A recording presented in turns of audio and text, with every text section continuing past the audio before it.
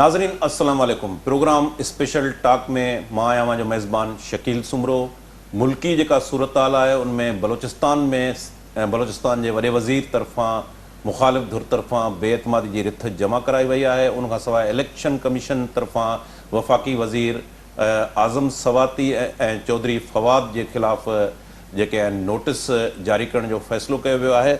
उनखां सवाइ election commission जी जेका सूरत हाल आहे, अॼु इलेक्शन कमीशन जे कमिशनर जे ख़िलाफ़ जेका दरख़्वास्त दाख़िल कई वई हुई उहा बि ख़ारिज कई वई आहे। मुख़्तलिफ़ मुल्की सियासत में ॾिसूं था त असांजा महाज़ जेके आहिनि उहे खुलियल नज़र अचनि था। मीडिया अथॉरिटी जे बिल ख़िलाफ़ सहाफ़ियुनि जो एहतजाज बि हलंदड़ आहे ऐं उन सां गॾोगॾु अफ़गानिस्तान जी जेका सूरत हाल आहे अॼु असां उहा बि डिस्कस कंदासूं ऐं ख़ासि तौर ते रूसी जे जेका प्यूटन तरफ़ां वज़ीर आज़म इमरान ख़ान खे फ़ोन बि कई वई आहे, जॾहिं त जो बाइडन अञा सूदो उनजी नाराज़गी जेका आहे बरक़रार आहे। अफ़गानिस्तान जी जेके हालतूं आहिनि उहे कहिड़े तरफ़ वञी रहियूं आहिनि ऐं छा पाकिस्तान ओलह वेस्ट खां परे थी रहियो आहे, इन मौज़ू ते बि अॼु डिस्कस कंदासूं। अॼोके प्रोग्राम में असांखे जॉइन कयो आहे सीनियर सहाफ़ी ऐं सीनियर तजिज़िया निगार मंज़ूर शेख साहब, सीनियर तजिज़िया निगार बदर समेजो साहब ऐं उनखां सवाइ असां टेलीफोन लाइन ते असांखे जॉइन कंदो बैरिस्टर ज़मीर घुमरो साहब, पाण अॻूणा एडवोकेट जनरल आहिनि। शुरू कयूं था मंज़ूर शेख साहब खां। मंज़ूर साहब, बलूचिस्तान जी जेका सियासी सूरत हाल आहे उतां जी मुखालिफ़ धुर जे तरफ़ां वॾो वज़ीर जेको आहे जाम कमाल उनजे ख़िलाफ़ बेएतमादी जी रिथ जमा कराई वई आहे। बेएतमादी जी रिथ ते घणो फोकस जेको हुयो, ज़ोर हुयो PDM में, उहो पीपल्स पार्टी जो रहियो हो ऐं पीपल्स पार्टी जे आसिफ़ ज़रदारी तोड़े बिलावल जो इहो चवणो हो त पंजाब में बोज़दार जी हुकूमत जे ख़िलाफ़ बेएतमादी जी रिथ आंदी वञे। पर बलोचिस्तान जेको आहे उहो बलोचिस्तान ज़ाहिर आहे त पॉलिटिकल फोर्सिस खां ॿाहिरि आहे ऐं उनखे ऑपरेट कीअं कयो वेंदो आहे। माज़ी में सिंजराणी गवर्नमेंट खां वठी सेनेट जे इलेक्शन में बलोचिस्तान जो बाप जो जेको आहे वॾो किरदारु रहियो। बलोचिस्तान मां जेकॾहिं बेएतमादी जी रिथ कामयाबु थिए थी पई, पोइ तव्हां सम्झो था त इहा बेएतमादी जी रिथ पंजाब ऐं सेंटर में बि पहुची सघे थी? शकील, मां सम्झां थो त इहा जेका बेएतमादी जी रिथ आहे जाम कमाल जे ख़िलाफ़ु जेकी, इहा का एॾी सीरियस मूव मूंखे कोन थी लॻे। उनजो सबबु इहो आहे त बलूचिस्तान जी जेका पॉलिटिकल सिचुएशन आहे उनजो तजियो करण जे लाइ 4-5 शयूं जेके आहिनि उहे ज़हन में रखणु ज़रूरी आहिनि।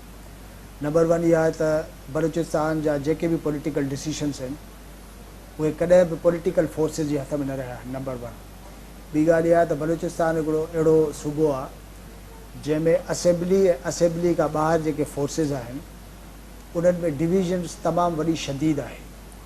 बलूचिस्तान हिकिड़ो अहिड़ो सूबो आहे जिते फंड्स जेके आहिनि उहे तमामु घटि हुजनि था ऐं हर मेंबर जी इहा कोशिशि हुजे थी त वधि में वधि फंड्स जेके आहिनि उहे असांखे मिलनि।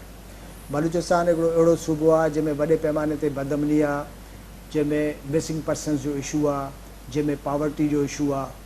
तंहिंजे करे बलूचिस्तान जा इहे 4-5 जेके इशूज़ आहिनि इहे रखी बलूचिस्तान जी जेका उहो तजियो थियणु घुरिजे। बलूचिस्तान में जेका हुकूमत जी फॉर्मेशन हुजे थी उहा सॼी जेकी आहे नॉन पॉलिटिकल फोर्सिस कंदा रहिया आहिनि फ्रॉम वेरी बिगनिंग। हिकिड़ो वॾो अरसो थी वियो आहे। हाणे उन में तव्हां अंदाज़ो कयो त बलूचिस्तान जी हुकूमत जेकी आहे उनजो लीडर यानी चीफ मिनिस्टर जंहिंजे ख़िलाफ़ अदोमतबाद जी जेका रिथ आई आहे उहा पेश कंदड़ ऐं जंहिंजे ख़िलाफ़ु आई आहे उहे ॿई धुरियूं जेके आहिनि उहे पॉलिटिकली किथां कंट्रोल थियनि थियूं इहा पाकिस्तान में का सीक्रेट कोन्हे। ऐं बलूचिस्तान में झेड़ो तॾहिं थींदो आहे जॾहिं बलूचिस्तान में डेवलपमेंट फंड्स अचनि ऐं पोइ फंड्स जी जेका तक़सीम आहे उन ते प्रॉब्लम थिए। ज़ाहिरी ॻाल्हि आहे त माण्हू खटी अचनि था, उन्हनि जी इहा कोशिशि आहे त असांखे पैसा मिलनि, थोरो थको असां पंहिंजे कंस्टिट्यूएंसी में ख़र्चु कयूं ऐं गॾोगॾु जेकॾहिं पैसो ईंदो त उहो ईअं ई बलूचिस्तान में ट्रिकल डाउन थींदो आहे जीअं सिंध में ऐं ॿियनि सूबनि में असां ॻाल्हि कंदा रहिया आहियूं। उन में कमीशनूं हिकिड़ा हिसा पतियूं हुजनि था। ॿियो इहो आहे त तव्हां महीने ॾेढ जी जेका पेरीफेरी में तव्हां ॾिसंदो त अपोज़िशन ऐं ट्रेज़री बेंचुनि जे विच में हिकिड़ो ठीकु ठाक क़िस्म जो झेड़ो थियो ऐं असेंबली जा गेट जेके आहिनि ट्रेज़री बेंचिस बंदि कराए छॾिया ऐं उन ते तमामु झेड़ो थियो। 2 MPA ज़ख़्मी बि थिया ऐं पोइ अपोज़िशन वारनि जेको आहे उहो केस दाख़िल करण लाइ विया अदालत में ऐं हाणे जाम कमाल जे ख़िलाफ़ु जेको आहे हिकिड़ो केस बि दाख़िल आहे। जाम कुदूस हर कंहिंखे ख़बर आहे त उनजी ॾोर किथां थी थिए ऐं जाम कमाल साहब जेको आहे उहो पंहिंजे फैमिली पंहिंजे वालिद जे ज़माने खां वठी हुन जी पॉलिटिक्स जेकी आहे हिकिड़े सर्टेन जेको आहे फोर्सिस सां अलाइंड आहे। तंहिंजे करे बलूचिस्तान जी पॉलिटिक्स जेकी आहे उहा मजमूई तौर ते वॾो सिनेरियो जेकॾहिं तव्हांखे चेंज करिणो आहे त पोइ त तव्हां बलूचिस्तान में उन नमूने सां हथु विझंदा आहियो जीअं लास्ट टाइम तव्हां ॾिठो सेनेट जी इलेक्शन खां पोइ कीअं थियो, ज़हरी साहब कीअं वियो। पर मां सम्झां थो त हिन वक़्तु जेको इहो फॾो आहे, इहो फॾो आहे पैसनि जे हवाले सां। ऐं बलूचिस्तान जी जेका सरज़मीन ते जेका सूरत हाल आहे उहा काफ़ी ॻणती जोगी आहे, ख़राबु आहे, इशूज़ हुजनि था। तंहिंजे करे ही वई त आहे अपोज़िशन पंहिंजो इहा खणी तव्हां सम्झो था त मामिलो थी वेंदो, उहो थी वेंदो। इन करे त ज़ाहिरी ॻाल्हि आहे त इहे सभई जेके आहिनि उहे साॻी टेबल ते वेहंदा ऐं पोइ जेको आहे ॻाल्हियूं सॉर्ट आउट थींदियूं। ऐं हू जेका तव्हां ॻाल्हि कई जेका बिलावल भुट्टो ज़रदारी पंजाब जे सिलसिले में कंदो रहियो आहे, उहा थोरी डिफरेंट मूव आहे। ज़ाहिरी ॻाल्हि आहे पंजाब जेको आहे उहो उते हुननि खे ख़बर आहे पीपल्स पार्टी वारनि खे त पंजाब जे अंदरि हुकूमत जी तब्दीली जे हवाले सां सवाइ इमरान ख़ान ऐं उनजे कुझु साथियुनि जे सभई फोर्सिस चाहिनि था त पंजाब में तब्दीली अचे। इमरान ख़ान खे जेको आहे उहो साईं बोज़ार साहिबु जेको आहे उहो तमामु घणो पसंदि आहे, उन ते तमामु घणो एतमाद अथसि। हुनजो ख़्यालु इहो आहे त हुनजी कारकर्दगी तमामु शानदार क़िस्म जी रही आहे ऐं हुनखे इहा ख़बर आहे त जेकॾहिं बोज़ार साहिब जे जॻह ते ॿियो को बि पावरफुल माण्हू इवन भली PTI जो छो नथो अचे त इमरान ख़ान जी जेका पंहिंजी अथॉरिटी आहे उहा वॾे पैमाने ते मुतासिर थी सघे थी। तंहिंजे करे उहो कंहिं बि नमूने सां पंजाब जेको आहे उनखे पंहिंजे हथ मां न वञणु ॾींदो। इहा साॻी स्ट्रेटजी तव्हांखे यादि आहे त पीपल्स पार्टी हुजे या मुस्लिम लीग नून हुजे, मुस्लिम लीग नून जी हूंदी आहे जेकॾहिं हुकूमत त शहबाज़ शरीफ़ जेको आहे उनजो भाउ आहे नवाज़ शरीफ़ जो, उहो चीफ मिनिस्टर हूंदो आहे ऐं सेंटर में वेठल वज़ीर आज़म खे ख़बर हूंदी आहे त पंजाब जेको आहे उहो 100% मुंहिंजे कंट्रोल में आहे। साॻिए नमूने सां पाकिस्तान पीपल्स पार्टी बि पंजाब में हिकिड़ी अहिड़ी हुकूमत आणण जी कोशिशि कंदी आहे जेकी हुनजी पंहिंजी हूंदी आहे, को अहिड़ो माण्हू हूंदी आहे जंहिं ते सेंटर जेको आहे उहो चङे नमूने सां कंट्रोल करे सघे। सो उहा मूव जेकी आहे उहा फ़िलहालु त PDM जे करे मुतासिर थी आहे ऐं फ़िलहालु मां नथो सम्झां त नवाज़ शरीफ़ या मरियम नवाज़ उहे कंहिं अहिड़े बि मूड में आहिनि त को साल सवा ॾेढ ॿिनि जी हुन में पाण पंजाब में का अहिड़ी का तब्दीली आणे छा अचीव कंदासीं, कुझु अचीव न कंदासीं। इन खां बहितर आहे त ॾेढ ॿ साल इंतज़ारु करे जेकॾहिं को फार्मूलो ठही थो वञे त पोइ सेंटर पंजाब ॿियूं शयूं ॿियूं हुकूमतूं करे सघजनि थियूं। जी बदर साहब, जेको पॉलिटिकल सिनारियो आहे बलोचिस्तान जी असां ॻाल्हि खणूं त जीअं मंज़ूर साहब चयो त बलोचिस्तान में मुख़ालिफ़ धुर हुजे या ट्रेज़री बेंच, ॿिन्ही जी ॾोर हिकिड़े ई हंधा कंट्रोल थींदी आहे। पर पंजाब जे अंदरि सूरताल ताज़ो जेको कैंटोनमेंट बोर्ड जा इलेक्शन थिया, उन कैंटोनमेंट बोर्ड जी इलेक्शन कैंपेन जे अंदरि असां ॾिसूं था त मरियम नवाज़ जेका हुई उहा कैंपेन खां ॿाहिरि हुई। आज़ाद कश्मीर जी जेके इलेक्शनूं थियूं, गिलगित बल्तिस्तान ते थियूं हुयूं, उनजी कैंपेन जेका आहे उहा मरियम नवाज़ हलाई। जॾहिं मरियम नवाज़ कैंपेन मां माइनस थी त असां ॾिठो त कैंटोनमेंट बोर्ड जा जेके इलेक्शन आहिनि, रिज़ल्ट जेके आहिनि उहे नवाज़ लीग जी फेवर में आया, यानी शहबाज़ शरीफ़ जो जेको नैरेटिव आहे उनखे सपोर्ट मिली। त इहो मुमकिन आहे त अहिड़े क़िस्म जा जेके बार्गेनिंग टूल इस्तेमालु थियनि था पिया, शहबाज़ शरीफ़ जे हवाले सां बिलावल भुट्टो ज़रदारी जी मुनस इलाही सां लाहौर में मुलाक़ात थी आहे, त ॾोर त ज़ाहिर आहे हिकिड़े हंधा कंट्रोल थिए थी, पर आहिनि त सभु ABCD A जी जॻह ते B खे मौक़ो ॾिनो वञे। बिल्कुलु तव्हांजो मुंहिंजे ख़्याल में तमामु सुठे पॉइंट्स खे तव्हां टच कयो आहे। इहो असां शुरू खां ई अवल बि इन ते ॻाल्हाईंदा रहिया आहियूं त पीपल्स पार्टी जा काफ़ लीग सां वर्किंग रिलेशन्स रहिया आहिनि ऐं उहो मुनस इलाही जी मुलाक़ात मां साबित बि थिए पियो। बाक़ी नैरेटिव जो जेसि ताईं तालुक़ु आहे त उहो त बिल्कुलु आया आहे त नवाज़ शरीफ़ ऐं मरियम नवाज़ जो जेको कन्फ्रंटेशन वारो नैरेटिव आहे, उहो नैरेटिव एटलीस्ट उन्हनि खे जेके इक़्तिदार जे असां वटि जेके मुक़्तदर धुरियूं सॾियूं वेंदियूं आहिनि उन्हनि खे पसंदि न आहे। ऐं शहबाज़ शरीफ़ बहरहाल कुझु कोशिशि कई आहे त रिकन्सिलिएशन ते वरी जेको आहे उहो बुनियादी तरह सां त मुस्लिम लीग प्रो एस्टेब्लिशमेंट पार्टी रही आहे। ख़ुदि उनजो पैदा थियणु, उनजो निपजणु, वॾो थियणु उहो एस्टेब्लिशमेंट जे ई सहारे रहियो आहे। तंहिंजे करे हाणे हिन जेको नओं पाथ वरितो आहे उहो पाथ हुननि खे आहड़े कोन थो। ऐं मां ईअं सम्झां थो त बिल्कुलु तव्हां जेतोणीकि कंटोनमेंट बोर्ड जी इलेक्शन्स जी अॻ में कॾहिं ते इन तरह जो डिस्कशन कोन थींदो, हाणे जे लाइ थींदो आहे जो मीडिया वधीक एक्टिव आहे, जंहिंजे करे हर तरह ते पॉइंट आउट करे थी। बाक़ी इहा ॻाल्हि दुरुस्त आहे त वाक़ई जेकॾहिं शहबाज शरीफ़ फ्रंट ते अचे थो त थी सघे थो कुझु लीनियंसी मिले नुस्लिम लीग खे। जी मनु साहब, कैंटोनमेंट जा बोर्ड जा जेके इलेक्शन आहिनि, लाहौर खे असां जेकॾहिं वठूं त उते कैंपेन आज़ाद कश्मीर जो जीअं मूं हवालो ॾिनो, गिलगित बल्तिस्तान जो, हींअर असांखे माइनस नज़र अचे थी, कॉर्नर आहे मरियम नवाज़ जॾहिं कॉर्नर आहे त पोइ नवाज़ शरीफ़ जो जेको नैरेटिव आहे उहो बि असांखे कॉर्नर नज़र अचे थो। शहबाज शरीफ़ ऐं उनजी पार्टी जा जेके गॾु आहिनि, हमज़ा शरीफ़ ॿिया, उहो फ्रंट लाइन ते आहिनि। उनजो जॾहिं उहो फ्रंट लाइन ते एक्टिव थियो आहे ऐं उनजा गॾोगॾु पीपल्स पार्टी आसिफ़ ज़रदारी सां राब्ता बि हलंदड़ आहिनि, त उनखां पोइ रिज़ल्ट तब्दील आयो आहे। त इहो बि मुमकिन आहे त ज़ाहिर आहे त सभु आहिनि त पिरो उतां ई कंट्रोल थियनि था पिया। इहो ज़रूरी हुजे त इहो हिन कार्ड खे जेको आहे, मां इन सां इतफ़ाक़ नथो कयां त सभई उतां कंट्रोल थियनि था। इन्हनि ॿिन्ही शयुनि में फ़र्क़ु आहे। हिकिड़ो नवाज़ लीग जे अंदरि शहबाज शरीफ़ उतां कंट्रोल थिए थो। न इहो कुझु वधीक एक्स्ट्रा थी वेंदो। असल में छा आहे त नवाज़ शरीफ़ ऐं मरियम नवाज़ जो जेको नैरेटिव आहे उहो को ईअं न आहे त को साइड लाइन थियो आहे या दॿिजी वियो आहे। मुस्लिम लीग नून जेको आहे हिकिड़े वॾे अरसे खां इन्हनि ॿिनि नैरेटिव सां गॾु हलंदी आई आहे। नवाज़ शरीफ़ ऐं मरियम नवाज़ जो नैरेटिव जेको आहे उहो अॼु ॾींहं ताईं साॻियो आहे। उनजो मां तव्हांखे मिसाल ॾियां त ताज़ो जेको कराचीअ में मौलाना फज़लुर रहमान जे हिन जे JUI जे होस्टिंग में हिते जेका PDM जो कराची वारो जलसो थियो, उन में तव्हां नवाज़ शरीफ़ जी तक़रीर ॾिसो, ठीकु आहे। हाणे ॻाल्हि इहा आहे त सदाईं नवाज़ शरीफ़ ऐं मरियम नवाज़ जेको इहो जेके हॉक्स आहिनि, इहे मुस्लिम लीग नून में इहा कोशिशि कंदा आहिनि। जॾहिं शहबाज शरीफ़ चवंदो आहे त अदा जेको आहे पंहिंजो पाण कोशिशि कयूं था त को दॻु कढूं, को फार्मूलो कढूं, का शइ, त हू सदाईं इहो चवंदा आहिनि त ठीकु आहे त कोशिशि कर। इहे पीपुल्स पार्टी बि बाज़ीअ में जेकी आहे उहा कंदी रही आहे। हर कंहिंखे ख़बर आहे त बेनज़ीर भुट्टो छा आसिफ़ ज़रदारी खे इहा इजाज़त न ॾिनी, पर इहा बि ज़हन में रखो त जेको नवाज़ शरीफ़ ऐं मरियम जो जेको नैरेटिव आहे उन जो ई रीज़न आहे त हीअ जेके इलेक्शन जेके कैंटोनमेंट बोर्ड जा आहिनि उहे खटिजा, ऐं गॾोगॾु इहा जेका मुल्क में वॾे पैमाने ते दावा थींदी रहे पई त भई पंजाब जे अंदरि मुस्लिम लीग नून जो जेको वोट बैंक आहे उहो इंटेक्ट आहे, न सिर्फ़ु इंटेक्ट आहे बल्कि वधियो आहे। तंहिंजे करे थिए ईअं थो त भले खणे हो चुप हुजनि था, पर तव्हां जेकर पंजाब जो चकर हणंदो, मां तक़रीबन 2-3-4 महीना पहिरियों जेको आहे पंजाब जो जेको मुंहिंजो विज़िट आहे, उन में मां काफ़ी अहिड़नि शहरनि में वियो आहे जिते PTI चङियूं ख़ासियूं सीटूं खटियूं। PTI जा माण्हू पंहिंजा जेके आहिनि उहे चवनि था त यार असां जेको हिन पार्टी खे सपोर्ट कयोसीं, पर हिन पार्टी ते सफ़ा डिलीवर कोन कयो आहे। तंहिंजे करे उनजो सॼो जेको फ़ाइदो थियो आहे उहो मुस्लिम लीग नून खे थियो आहे।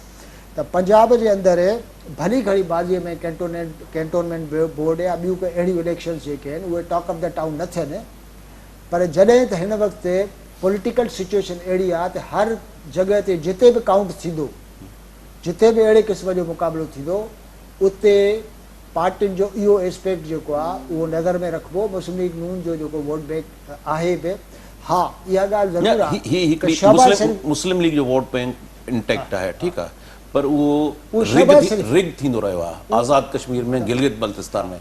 हाणे फ़ाइदो इहो थियो आहे त शहबाज शरीफ़ जॾहिं फ्रंट लाइन ते आयो आहे उहो रिग न थियो आहे।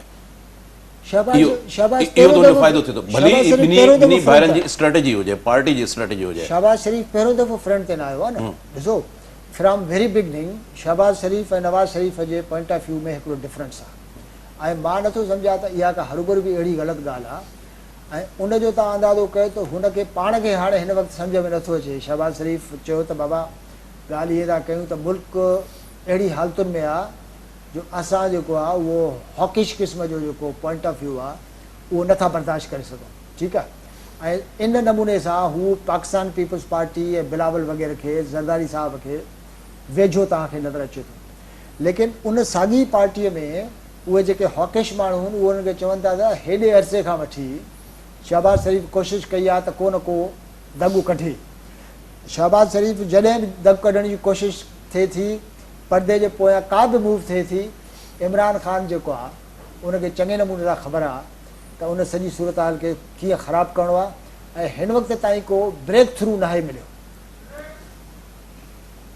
उनजो तव्हां अंदाज़ो कयो न त जॾहिं ब्रेक थ्रू नथो मिले त ऑटोमेटिकली मुस्लिम लीग नून जो हॉकिश क़िस्म जो जेको पॉइंट ऑफ व्यू आहे उहो मथे हली थो अचे ऐं जवाज़ शरीफ़ खे जीअं मौक़ो मिले थो ॿियनि लफ़्ज़नि में उहो मैसेज बि ॾिए थो दादा तो वारो कमु कोन थो हले तरीक़ो हीउ आहे पाकिस्तान जे अंदरि जेकॾहिं ट्रू ट्रांसपेरेंट ऐं साफ़ शफ़ाफ़ इलेक्शन थींदी तॾहिं पाकिस्तान में अच्छा हिकिड़ो ॿियो जेको PTI सरकार जे लाइ हिकिड़ो चैलेंज आहे PTI सरकार 3 साल उनखे हुकूमत खे थी चुका आहिनि पर असां ॾिसूं था त इलेक्शन कमीशन वारो महाज़ मीडिया अथॉरिटी वारो महाज़ असां ॾिसूं था त हिकिड़ो मूवमेंटम ठहणु शुरू थियो आहे मौलाना फज़लुर रहमान बि लॉन्ग मार्च जो इस्लामाबाद ॾांहुं ऐलान कयो आहे उन अॻु में उते सहाफ़ी या 15-17 हज़ार जेके मुलाज़िम टर्मिनेट थिया मुख़्तलिफ़ इदारनि मां उहे बि उते धरणे जी शिकिल में मौजूदु आहिनि त हीअ जेके महाज़ खुलनि था पिया इहो हिकिड़ो सिग्नल नथो मिले त का अहिड़ी शइ आहे जेका खिचड़ी तयारु पई थिए ॾिसो मुंहिंजो पंहिंजो तजियो ऐं ख़ुदि इस्लामाबाद में वेठल काफ़ी सहाफ़ी जिन सां असांजी ॻाल्हि ॿोल थिए थी उनजो इहो ख़्यालु आहे त इमरान ख़ान जी हुकूमत जेकी आहे उनजी जेका परफॉर्मेंस आहे उनजे सिलसिले में त ॿ आया ई कोन्हनि न 3 सालनि में छा थियो आहे उहा असां सभिनी खे ख़बर आहे हिते हिकिड़ो नंढड़ो नाज़रीन कमर्शियल ब्रेक वठूं था ब्रेक खां वापसी ते प्रोग्राम खे कंटिन्यू कयूं था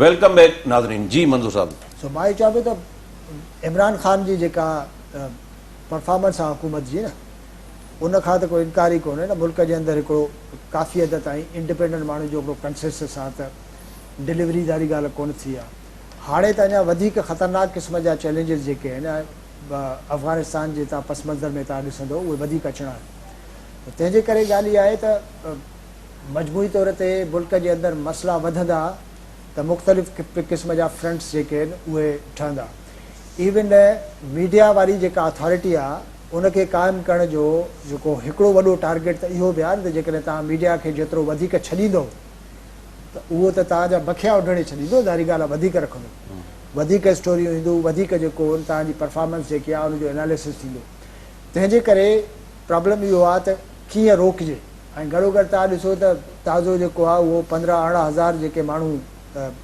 सुई गैस ऐं मुख़्तलिफ़ इदारनि मां माण्हू कढिया उहे बि ज़ाहिरी ॻाल्हि आहे इस्लामाबाद में मौजूदु आहिनि हर इशू जेको आहे उहो इस्लामाबाद में वॾे पैमाने ते ज़ाहिरी ॻाल्हि आहे उहो एहतिजाजी शक्ल में असांखे नज़र अचे थो हाणे अपोज़िशन जेकी आहे उहा सदाईं अहिड़ी सूरत हाल खे इस्तेमालु कंदी आहे उहा पाकिस्तान पीपुल्स पार्टी बि इस्तेमालु करे थी मुस्लिम लीग नून इस्तेमालु बि करे थी लेकिन सुवाल इहो आहे त मिसाल थोरी देरि लाइ सोचिजे त अपोज़िशन या मौलाना फज़लुर रहमान जेको आहे उहो हितां लॾो खणी लास्ट टाइम वांगुरु इस्लामाबाद हले थो पर हुन वटि बि त ज़ाहिरी ॻाल्हि आहे इहा कैलकुलेशन आहे न त जॾहिं तव्हां कंहिं लॉन्ग मार्च जी ॻाल्हि कंदो उनजी जेकॾहिं तारीख़ जो ऐलान कंदो त ज़ाहिरी ॻाल्हि आहे 2-4-5 महीना जेके आहिनि उनजे लाइ तव्हां चङे नमूने सां तयारी जे लाइ तव्हांखे घुरिजंदा तव्हां उते पहुचंदव हाणे इहो सॼो पीरियड जेको आहे उहो हेॾनि सारनि महीननि ते डिपेंड करे थो त तव्हांखे पोयां जेको आहे उहो टाइम कहिड़ो थो पचे तंहिंजे करे सभिनी पार्टियुनि जी कोशिश इहा आहे त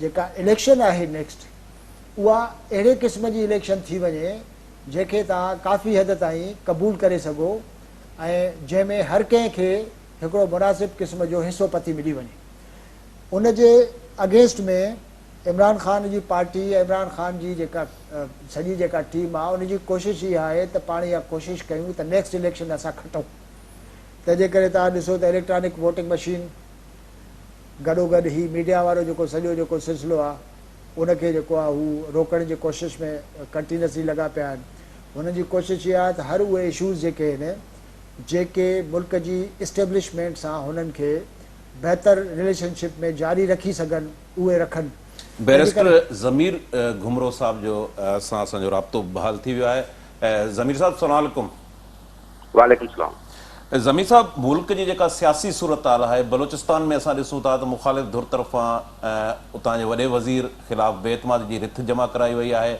EVM जो जेको मसइलो आहे उहो शिदत अख़्तियार करे वियो आहे इलेक्शन कमीशन तरफ़ां ॿिनि वफ़ाक़ी वज़ीरनि खे नोटिस जारी करण जो फ़ैसिलो थियो आहे। 15-17 हज़ार जेके माण्हू टर्मिनेट कया विया उहे एहतजाज जी शिकिल में इस्लामाबाद में वेठल आहिनि।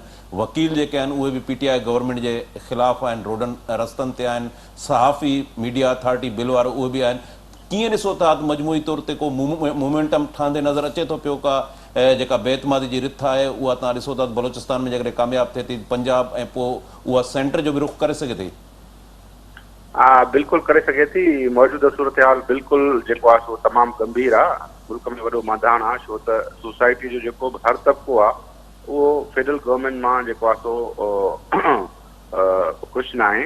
उनजे करे जो इकनॉमिक सिचुएशन ॾिसो था, डॉलर ॾींहों ॾींहुं मथे थो चढ़ंदो वञे, माशी सूरत हाल तमामु ख़राबु आहे। माण्हुनि जी जेका पेइंग कैपेसिटी आहे उहा जाब ॾेई बीह रही आहे ऐं मुख़्तलिफ़ जेको उन्हनि जो टकराव आहे इलेक्शन कमीशन ऑफ पाकिस्तान सां या जेको आहे सो वकीलनि सां या सहाफ़ियुनि सां जेको बिल आंदो आहे, त मुंहिंजे ख़्याल में इहे सभु शयूं जेको आहे सो मुल्क में अहिड़ी सूरत हाल पैदा करे रहियूं आहिनि जो ख़ुदि जेके इन्हनि जा आहिनि पंहिंजो जिन जी पैदावार आहिनि उहे ख़ुदि इहो सोचे रहिया आहिनि शायदि त हींअर जेको आहे सो हाणे मामिलो जेको आहे सो चढ़ी वियो आहे ऐं हींअर का तब्दीली आणिजे। इहो काफ़ी अरसे खां सिलसिलो हले पियो, कॾहिं थधो कॾहिं गरम, पर मुंहिंजे ख़्याल में हींअर सूरत हाल जेको आहे सो काफ़ी गंभीर थी वई आहे ऐं उन तरफ़ वञी रही आहे जंहिं तरफ़ जेको आहे सो शयूं सदाई वेंदियूं आहिनि त प्राइम मिनिस्टर को मुदो पूरो न करे सघंदो आहे।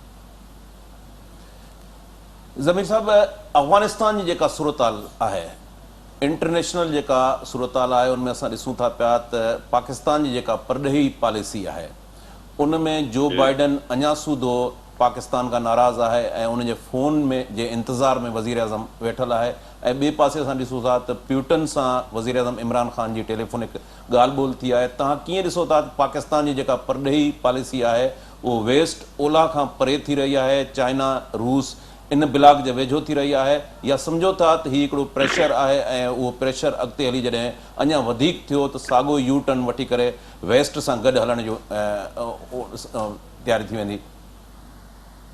मुंहिंजो ख़्याल में त इहो जेको रीजनल लेवल ते पॉलिटिक्स थींदी आहे उन में काफ़ी फेरो आयो आहे अफ़गानिस्तान जी सिचुएशन खां पोइ, छो त चाइना ऐं रशिया जेको अफ़गानिस्तान में एक्टिव थी विया आहिनि ऐं उनखां पोइ जेको आहे सो पाकिस्तान मुख़्तलिफ़ मीटिंग्स कयूं आहिनि जेको आहे उन्हनि सां।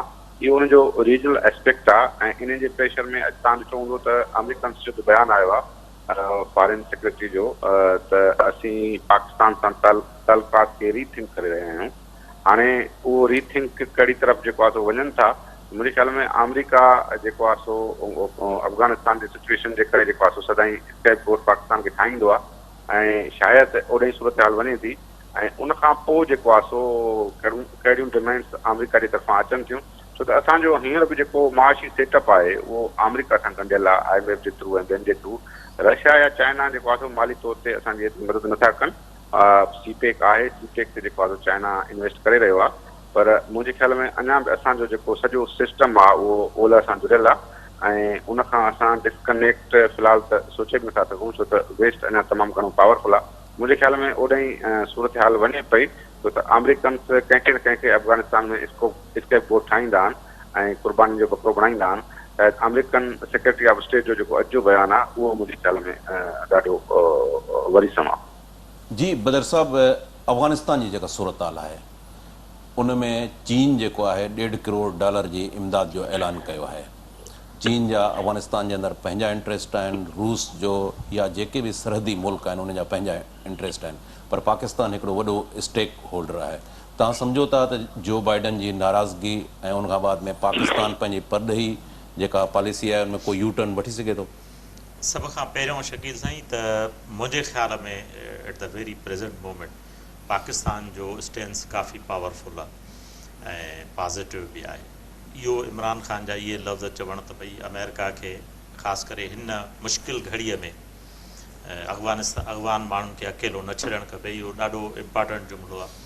ॿी ॻाल्हि इहा आहे त इहा अमेरिका जी तारीख़ रही आहे, ख़ासि करे जेकॾहिं अफ़गानिस्तान सां तव्हां ॾिसो 89 में जंहिं वक़्तु USSR डिसइंटीग्रेट थियो त अमेरिका ॿिए ॾींहुं टपड़ गोल करे हितां गुम थी वियो ऐं पोयों छा थियो, कहिड़ी तबाही थी, कीअं मुल्क तबाहाल थी वियो, वरी उनजे नतीजे में कीअं सिविल वार थी ऐं तालिबान बक़ाया तारीख़ आहे सॼी। उनमें अमेरिका बिल्कुलु ईअं हथ छंडे बीह रहियो ॼण उनजो को रोल ई कोन हो ऐं पोइ थियो ईअं त 20 साल उनखे ॿीहर हिते अचिणो पियो।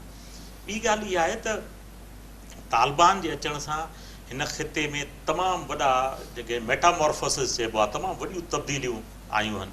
हिकिड़ियूं इहे आहिनि त इंडिया ट्रेडिशनली पार्टनर हुयो रशिया जो। इंडिया जस्ट टू बुलवार चाइना खे रोकण लाइ अमेरिका हुनखे इस्तेमालु पियो करे। इंडिया माना नॉन अलाइन मूवमेंट मां निकिरी अमेरिका जी कैंप में हलियो पियो। पाकिस्तान खे यको हुन लिफ्ट ॼण जंहिंखे चइबो आहे घटि पे कराई, मां सवाइ जे त भई तव्हां कॉन्फ्रेंसूं करायो, हिन सां मुलाक़ात करायो, उनखां सवाइ पाकिस्तान खे उहे खंगनि कोन पिया। पाकिस्तान बि इहा ॻाल्हि महसूसु कई त भला आख़िर केसि ताईं इनफ इज़ इनफ। सो पाकिस्तान बि रशिया जे उनजो हिकिड़ो सबबु आहे त रशिया जे वेझो वञण जो हिकिड़ो वॾो सबबु इहो आहे त रशिया चाइना जे वेझो वञे पियो, number 1। Number 2, Russia pipeline 2.5 billion जी पाइपलाइन विछाइणु वञे पियो।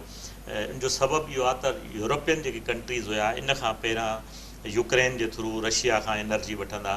हाणे यूरोपियन मुल्क अमेरिका एनर्जी लाइ अमेरिका जी तरफ़ पिया वञनि, तंहिं करे रशिया खे ॿी मार्केट बि खपे। ॿियो इहो आहे त मुंहिंजे ख़्याल में OGDCL ऐं पाकिस्तान स्टील खां पोइ एॾनि डिकेड्स खां पोइ यानी 70s खां पोइ पहिरियों दफ़ो रशिया एॾी वॾी इन्वेस्टमेंट पाकिस्तान में करणु वञे थो। ऐं मां ईअं सम्झां थो जेकॾहिं पाकिस्तान प्रॉपर स्टेप खणे त दिस इज़ हाई टाइम जो पाकिस्तान जेकॾहिं वाक़ई दयानतदारी सां ऐं एॾी समझदारी सां उहो क़दम खणे थो त पाकिस्तान हिकु दफ़ो ॿीहर पंहिंजी पोज़ीशन खे वधीक कैपिटलाइज़ करे सघे थो, वधीक बहितर करे सघे थो। ऐं दिस इज़ हाई टाइम। ऐं ॿी ॻाल्हि इहा त जेको ट्रंप साईं जेको स्टार्ट करे वियो रिवर्स गियर में अमेरिका खे विधो, त सबसे पहले उतां जे मुशर्रफ वारो न हुयो, सबसे पहले अमेरिका। सो हुन इहो जो कयो उनखे बाइडन रोके न पियो सघे। बाइडन फॉरेन पॉलिसी उहा ई पियो थो हले जेकी ट्रंप स्टार्ट कई, भले ट्रंप खे इंसेन ई छो न चवनि, पर करनि उहो कमु पिया। ऐं हाणे मजबूरी थी वई आहे। हाणे जेको काकेशन आहे या जेको वाइट माण्हू आहे अमेरिका जो, उहो क़तन बर्दाश्त न कंदो त अमेरिका कंहिं इंटरनेशनल फोरम ते ॿीहर वञी इन्वॉल्व थिए। ऐं ॿियो इहो आहे त अमेरिका जो जेको नेक्स्ट स्टेप आहे वरी मिडल ईस्ट में वेंदो, हिन एरिया खे छॾींदो। सभ खां भली ॻाल्हि इहा आहे त इंडिया खे ॾाढो टफ टाइम मिलियो आहे ऐं पहिरियों दफ़ो इंडिया इंतिहाई कसम परसी जी हालति में आहे as far as foreign policy is concern ऐं वाइड़ाप जो शिकार आहे। ऐं पाकिस्तान वॾे वक़्त खां पोइ हिकिड़ी बहितर पोज़ीशन में। जी मंजूर साहब, तव्हां अफ़गानिस्तान जी सूरत हाल खे कीअं ॾिसो था? असां ॾिसूं था त हक़ानी जेको ग्रुप आहे, सिराज हक़ानी, मुला बरादर, उहे हिते पाकिस्तान में रहिया 8 साल। मुला बरादर सेंट्रल जेल में रहियो ऐं नवां जेके तालिबान जो जेको फेस आहे उहो आंदो वियो। असां ॾिसूं था त मौलाना फज़लुर रहमान वारो जेको पॉकेट आहे उहो एतिरो रिलेवेंट कोन्हे। इन खां पहिरियों मौलाना समीउल हक़ उनजो मर्डर थी वियो। हीउ नओं जेको आहे तव्हां सम्झो था उतां जे पश्तून जेका नेशनलिज़म आहे उनखे ही काउंटर करण जे लाइ सॼो आंदो वियो आहे पाकिस्तान जी परॾेही पॉलिसी में। का वाकई रियली शिफ्ट अचे थी पई या तव्हां सम्झो था त पाकिस्तान अञा वधीक दलदल में फासंदो? मां सम्झां थो पाकिस्तान जी फॉरेन पॉलिसी में जेकी आहे उहा तव्हांखे तब्दीली किथे थी नज़र अचे, मतिलबु मूंखे त किथे नज़र नथी अचे। ऐं जेको इहो आम तौर ते हिकिड़ो तासुरु आहे न त असां जेको आहे पंहिंजो अफ़गानिस्तान में पंहिंजे लाइ ॾाढी फेवरेबल क़िस्म जी सिचुएशन था ॾिसूं, इहा बिल्कुलु भुल आहे। ऐं तमामु वॾो इम्पोर्टेंट जेको सुवालु आहे उहो इहो आहे त तालिबान जेके आहिनि उहे अफ़गानिस्तान जे अंदरि कहिड़े क़िस्म जी सोसाइटी, कहिड़े क़िस्म जो हिकिड़ो मुल्क ॾींदा, इहो वॾो इम्पोर्टेंट आहे। अफ़गानिस्तान जे हवाले सां 2-4 शयूं ॾाढियूं इम्पोर्टेंट आहिनि। हिकिड़ी ॻाल्हि इहा आहे त कंटिन्यूसली इहा ॻाल्हि पे हली त अफ़गानिस्तान में इंक्लूसिव हुकूमत हुजे। पाकिस्तान अॼु ताईं चए थो त इंक्लूसिव हुकूमत हुजे। हाणे इंक्लूसिव हुकूमत जो छा मतिलबु त न सिर्फ़ु पश्तून बल्कि ॿियूं जेके पॉपुलेशन्स जेके आहिनि अफ़गानिस्तान जूं उहे बि हुकूमत में शामिलु हुजनि जेके कोन्हनि। वेस्ट ज़ारी ॻाल्हि आहे, इहो चाहे थो त भई इंसानी हक़ जो ख़्यालु हुजे, औरतूं बि शामिलु हुजनि, उहे कोन्हनि, राइट। पर इन्हनि सभिनी मामलनि खां जेका सभ खां वॾी ॻाल्हि आहे इम्पोर्टेंट शकील, उहा इहा आहे त पाकिस्तान समेत अफ़गानिस्तान जे चइनी तरफ़नि जा जेके मुल्क आहिनि उनजो सभ खां वॾो इंट्रस्ट ख़बर अथव कहिड़ो आहे? सभ खां वॾो इंट्रस्ट इहो आहे त अफ़गानिस्तान जे अंदरि उहे फोर्सिस जेके टेररिज़म एक्सपोर्ट करे सघनि था उन्हनि खे कीअं रोकियो। चाइना केतिरो इंट्रस्टेड आहे अफ़गानिस्तान जे डेवलपमेंट में, उनजी ख़बर तव्हांखे तॾहिं पवंदी जॾहिं चाइना खे इहा पक थी वञे त अफ़गानिस्तान जे अंदरि उहे फोर्सिस जेके हुन जे तुर्कमान साइड ते टेररिज़म जेके आहिनि उहे एक्सपोर्ट करे सघनि था, उन्हनि खे रोकियो थो वञे या कोन थो रखियो वञे। TTP असांजे लाइ वॾो मसइलो आहे, सेंट्रल एशियन मुल्कनि जे लाइ तमामु वॾो मसइलो आहे। उहे फोर्सिस जेके सेंट्रल एशियन स्टेट सां जेके आहिनि ॻंढियल आहिनि, रशिया ईरान जो इहो मसइलो आहे। तंहिंजे करे सभ खां वॾो टारगेट इन्हनि सभिनी मुल्कनि जो इहो आहे जंहिंजे करे उहे अफ़गानिस्तान सां इंगेज था थियनि त इन्हनि फोर्सिस खे कीअं कंटेन कजे। हाणे अचो प्रैक्टिकली पाण ॾिसूं, चवण जे लाइ त ॾाढी तमामु चङी ॻाल्हि आहे न थी, फर्स्ट क्लास असां अमेरिकन्स खे जेको आहे उहो 2 ॾहाकनि खां पोइ अफ़गानिस्तान मां भॼाए छॾियोसीं। हाणे तालिबान अचे जिन हुकूमत में वेठा आहिनि उन्हनि खे गवर्नेंस जो हुकूमत करण जो को तजुर्बो ई कोन्हे यार। हुननि खे छा आहे, हुननि जेको आहे उहो बंदूक खई आहे, हुननि खे फंडिंग थी आहे, किथां थी आहे हर कंहिंखे ख़बर आहे। उन्हनि पे जहिड़ो झगड़ो कयो आहे।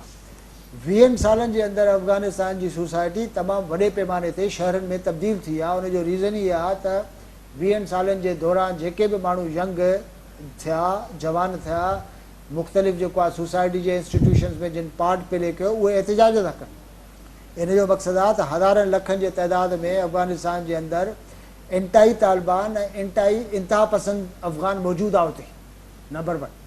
ॿी ॻाल्हि इहा आहे त तव्हां जॾहिं हुकूमत हलायो था त तव्हांखे पैसा घुरिजंदा न। अमेरिका खां वठी वीदे जेके बि सॼा डोनर आहिनि उहे सभु वेस्ट आहे, वेस्टर्न वर्ल्ड आहे। हाणे उनखे इहा पक घुरिजे त अफ़गानिस्तान में जेका तालिबान वारी हुकूमत आहे उहा पाण खे अलक़ाइदा खां जेको आहे डिसोसिएट करे, उहे पाण खे जेको आहे नालो छा था चए दाइश खां डिसोसिएट करे, अरबन जा ॿिया घणा फैक्शन्स आहिनि उन्हनि खां डिसोसिएट करे। ऐं मज़ेदार ॻाल्हि इहा आहे त इहे सभई फैक्शन्स अफ़गान तालिबान सां गॾु आइडियोलॉजिकली हिकिड़े ई सॼे सिलसिले में सलाड़ियल आहिनि। हाणे अफ़गान तालिबान जेके आहिनि उहे कीअं रोकींदा दाइश खे, कीअं अलक़ाइदा खे रोकींदा, TTP खे कीअं रोकींदा, इहो तमामु वॾो सुवालु आहे। मां नथो सम्झां त इहा का एॾी सवली ॻाल्हि आहे। तंहिंजे करे पाकिस्तान खे माज़ी जा तजुर्बा आहिनि। पाकिस्तान जे हवाले सां 2 वॾा चैलेंजिस था अचनि। हिकिड़ो चैलेंज इहो थो अचे त अफ़गान तालिबान TTP खे न रोकींदा। तव्हां अंदाज़ो कयो त जॾहिं खां अफ़गान तालिबान जेको आहे उहो मुख़्तलिफ़ शहरनि ते कब्ज़ा करणु शुरू कया, पाकिस्तान जे अंदरि दहशतगर्दी जा वाक़िया वधी विया। जेकॾहिं असांखे एॾी ख़ुशी थी थिए त अफ़गानिस्तान जे अंदरि तालिबान जी हुकूमत अची वई त TTP जे एक्शन ते को फ़र्क़ु त पवणु घुरिजे हा। नो, माज़ीअ में बि अफ़गान तालिबान जेको आहे उहो कॾहिं बि पाकिस्तान जेको एॾो वॾो चयो न मञियो आहे। हिकिड़ो बि तव्हां मिसाल मूंखे अहिड़ो न ॾसींदो।